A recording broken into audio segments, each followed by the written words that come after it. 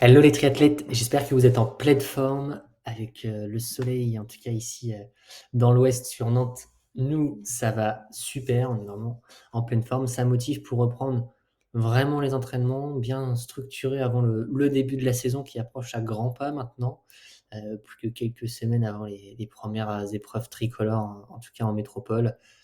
Une saison qui va très très vite démarrer. Aujourd'hui, on se retrouve pour une séance qui pourrait paraître simple, mais parfois les séances simples, c'est important de les décrypter et qu'on les analyse ensemble. On est sur un entraînement de course à pied d'une durée d'1 heure, d'un niveau difficulté facile, assez facile, que je vous conseille de réaliser sur route. Ça sert à rien de vous rendre sur une piste pour réaliser ce type de séance. La route suffira largement. Alors, comme vous pouvez le voir, on est sur une sortie en endurance de course à pied. Donc, une sortie d'endurance, ça s'effectue ici en Z1, donc vraiment une allure faible, voire même très faible. C'est souvent le problème du runner et du coureur à pied. Il a du mal à être dans cette Z1. Il s'emballe souvent.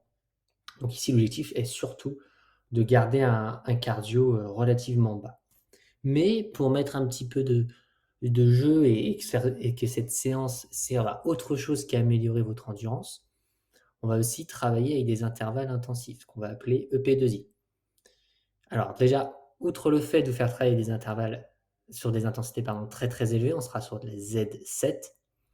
Le P2I est très intéressant puisqu'en peu de temps, sur une séance d'1 heure, on peut aussi travailler l'endurance dans la discipline. Sur une des séances précédentes que je vais vous mettre en vignette en haut à droite sur votre écran, vous retrouverez une séance de P2I que je vous avais proposée sur Home Trainer à vélo. Ici, c'est en course à pied. Donc l'objectif du coup, après un échauffement de 15 minutes, donc vraiment un échauffement en Z1, c'est de faire 8 séries de 15 secondes de sprint en Z7.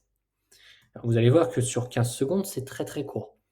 C'est suffisant quand même pour atteindre une certaine vitesse, mais ça reste relativement court pour que le cardio s'emballe et monte franchement. Donc ne regardez pas spécialement votre cardio, vous ne serez vraiment pas en Z7 sur le plan de votre cardio, c'est impossible en si peu de temps. En termes d'allure, ça peut correspondre, et encore, il faut que le GPS soit vraiment très très précis, mais vous le sentirez, vous faites vraiment un sprint à bloc pendant 15 secondes, tout en essayant de conserver une gestuelle et une allure propre, souple, et ne vous crispez pas trop. Le but, c'est que ça va aussi en fait créer une sollicitation mentale. Ça va forcer le système nerveux à se concentrer et à s'appliquer sur ce sprint de 15 secondes, et c'est ça aussi qu'on recherche. Entre chaque sprint en Z7, on place une récup de 4 minutes 45. En gros, vous aurez compris, chaque bloc durera 5 minutes. Une fois que ça s'est fait 8 fois, on termine par 5-10 minutes en Z1 tranquillement.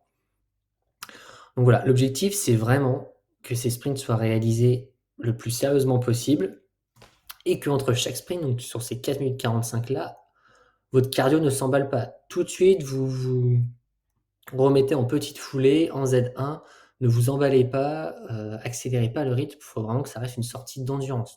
Donc il faut qu'à la fin, quand vous analysez votre séance, vous voyez vraiment que 95 de la séance soit vraiment réalisée en Z1, hormis les 15-20 secondes de sprint. Il faut vraiment qu'on repère ça sur la séance.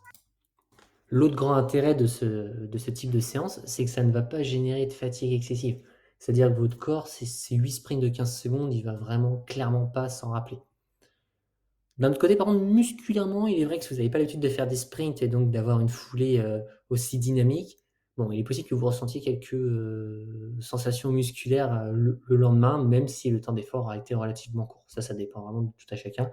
En tout cas, en termes de charge d'entraînement, quand on calcule la charge de la séance, elle reste relativement très faible, voire même très très faible comme charge d'entraînement. Donc voilà, j'espère que cette séance vous plaira. On est vraiment sur une séance assez simple, c'est quasiment même les basiques de la course à pied, des séances qui sont importantes à placer, qui doivent quasiment représenter 60 à 80 de votre volume de course à pied hebdomadaire, mais dans lesquelles on peut se permettre de placer voilà, quelques petits sprints, quelques accélérations avec différents objectifs. Améliorer votre endurance parce qu'on va les taper dans des filières très très élevées. Euh, Conserver une foulée dynamique. Si on fait toujours que du footing, on va avoir une foulée qui va s'entasser, qui va être moins dynamique, moins propre. Donc lui faire effectuer des petits rappels à notre corps de temps en temps est intéressant. Et puis ça gamifie un petit peu la séance aussi, au lieu de faire 1 heure de pur footing, Voilà, ça passe aussi un poil plus vite avec ces 8 intervalles. Voilà, je vous souhaite une super séance. Vous pouvez retrouver tous nos autres entraînements juste après et je vous dis à la semaine prochaine. Merci beaucoup les triathlètes.